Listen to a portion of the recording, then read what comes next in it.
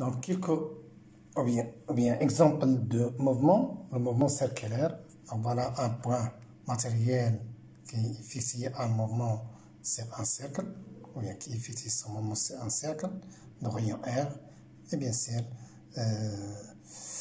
dans la base, en considérant la base O, X, Y et bien sûr Z.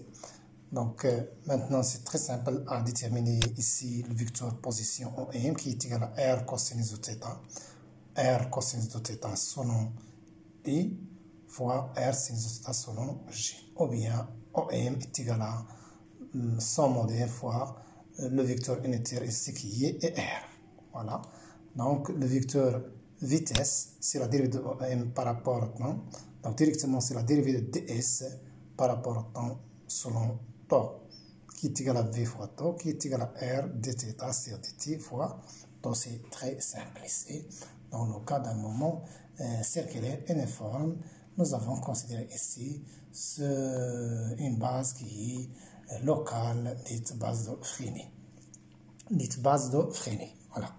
Maintenant, la base considérée ici, qui représente un trièdre direct, et R tau K, qui est un trièdre direct, et E tau est égal à K fois R. Donc la vitesse de M par rapport à R, c'est DOM, c'est dt par rapport à dt, qui est égal à V fois tau, qui est égal à R oméga, bien sûr, le cas d'un mouvement qui est circulaire selon tau, donc V est égal à R fois oméga, donc tau est égal à K vectoriel et R, donc R oméga K vectoriel, donc est égal à oméga K vectoriel R. Donc ça, sachant que oméga est égal à oméga selon K et OM est égal à R. Donc je peux écrire que la vitesse qui est égale à DOM sur dt est égale à oméga vectoriel OM par rapport bien sûr dans la base R. Voilà. Et la remarque, si OM est un vecteur unitaire, OM est égal à I, donc la dérivée d'un vecteur unitaire par rapport au temps est égale à oméga vectoriel E. Le vecteur accélération dans le cas d'un mouvement qui est circulaire, gamma qui est égal à dv sur dt tau plus v au carré rcn, donc je peux l'écrire sous cette forme, c'est rc fois d oméga dt tau plus rc oméga au carré n. Remarque dans le cas d'un mouvement circulaire uniforme, oméga est égal à constante, donc d oméga sur dt est égal à 0, et donc par conséquent, gamma de M par rapport à R est égal à gamma normal qui est égal à RC oméga selon N qui est orienté vers le centre de cercle. Dans le cas d'un mouvement circulaire uniforme, l'accélération est toujours normale à la trajectoire et orientée vers le centre du cercle. L'accélération, on dit que l'accélération est centripète. L'accélération dans ce cas, elle est centripète. Ce sont des mouvements à force centrale. Donc, exemple, toujours dans le cadre exemple de calcul de rayon de courbure, on reporte dans ces équations dans l'expression de RC. RC est égal à V au carré sur gamma au carré moins dv sur dt au carré. Et donc, V r θ point au carré sur R au carré θ point au carré plus R au carré θ 2 point au carré moins R au carré θ point à la puissance 4. Donc, tout ça nous donne que RC est égal à directement le rayon de cercle qui est R. Bien sûr, c'est très simple. V, c'est R θ point, le taux au carré. Alors, gamma, que nous avons déjà déterminé, c'est R au carré θ point à la puissance 4, plus R au carré θ 2 point à la puissance 4, moins dV sur dθ au carré. Donc, c'est R θ 2 point au carré, le taux au carré. Donc, je simplifie, je trouve que le rayon de courbure directement ici est égal à R dans le cas d'un mouvement circulaire. Mouvement rectiligne. Donc, le mouvement rectiligne, sous-entendu, le rayon tend vers plus l'infini. Le rayon de courbure tend vers plus l'infini, bien sûr. Et le vecteur position directement ici, c'est un mouvement qui vectile selon un axe. Donc, OM est égal à le modèle OM fois I qui est égal à XI. Donc, la vitesse, c'est x point I. Donc, dérivée de la vitesse par rapport au temps, c'est x2 point. Et gamma, c'est x2 point fois I. Donc, c'est très facile. Dans ce cas, RC c'est V au carré c'est gamma au carré D, le modèle de V au carré c'est dt.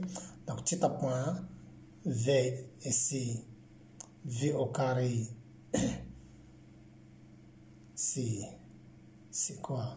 C'est x point au carré ici. Hein? C'est x point au carré, pardon. Donc c'est x point au carré. C'est x point au carré. Voilà, c'est x point au carré sur x de point au carré moins x point au carré. Donc il va tendre vers l'infini, Voilà quelques exemples de mouvements toujours. Mouvement rectiligne dans un repère R, un point matériel M est animé d'un mouvement rectiligne si sa trajectoire est une droite. Ici, le vecteur position M, point fixe dans R, et la vitesse V de M est égale à la dérivée de M par rapport au temps probable, et l'accélération, c'est la dérivée de la vitesse par rapport au temps, sont collinéaires. Toutes ces vecteurs, position, vitesse et accélération sont collinéaires et portés par cette droite. Le mouvement rectiligne uniforme, un mouvement rectiligne uniforme, c'est-à-dire le mouvement rectiligne est uniforme s'il répond à la définition A. Ici, on place le module de la vitesse est constant, c'est-à-dire que le module de la vitesse est une constante. Ainsi, pour un tel mouvement, nous avons le vecteur vitesse est égal à le vecteur constante. Remarque, si M décrit un mouvement rectiligne uniforme et I un vecteur unitaire sur la trajectoire, nous avons V est égal à V fois I. Gamma est égal à directement V, dV c'est dt selon I. Dans ce cas, est égal à 0 dans le cas d'un mouvement qui est uniforme, donc V est égal à une constante, I aussi est une constante. Pour un mouvement sur une trajectoire quelconque, pas nécessairement rectiligne et uniforme, si le modèle de la vitesse est constant, sa trajectoire modèle est égal à, c'est sa trajectoire, donc le modèle est égal à une constante. En plus, le cas d'un mouvement rectiligne uniformément accéléré, et dans ce cas, bien sûr, un mouvement rectiligne est uniformément varié s'il répond à la définition, et si en plus le module de l'accélération est constant sur la trajectoire, c'est-à-dire que gamma est égal à une constante dans le cas d'un mouvement rectiligne uniformément accéléré. Un mouvement uniformément varié est dit accéléré si bien sûr le produit scalaire de la vitesse fois l'accélération supérieure à 0. Et un mouvement uniformément varié est dit retardé si le produit scalaire de la vitesse fois l'accélération est inférieur à 0, c'est-à-dire ayant un sens qui est opposé. Voilà, pour terminer, pour un mouvement qui est rectiligne mais il est sinusoïdal, le cas d'un mouvement d'une masse reliée par exemple à un ressort, un mouvement est rectiligne sinusoïdal s'il répond à la définition A. Ici on place l'abscisse du point mobile M et à chaque instant de la forme x de t est égal à xm, c'est-à-dire x max, l'amplitude maximale sinus oméga t plus phi, avec x c'est l'amplitude maximale du mouvement, oméga c'est la pulsation, et bien sûr phi c'est la phase, ou bien le déphasage. Voilà. Vecteur déphasage, bien sûr, à l'instant t est égal à 0. Le vecteur position dans ce cas, dans le cas d'un mouvement rectiligne sinusoïdal, M est égal à x fois I, est égal à x max sinus oméga t plus phi fois I. Et bien sûr, la vitesse directement, c'est dx c'est dt selon I. Donc c'est moins x max oméga sinus oméga t plus phi.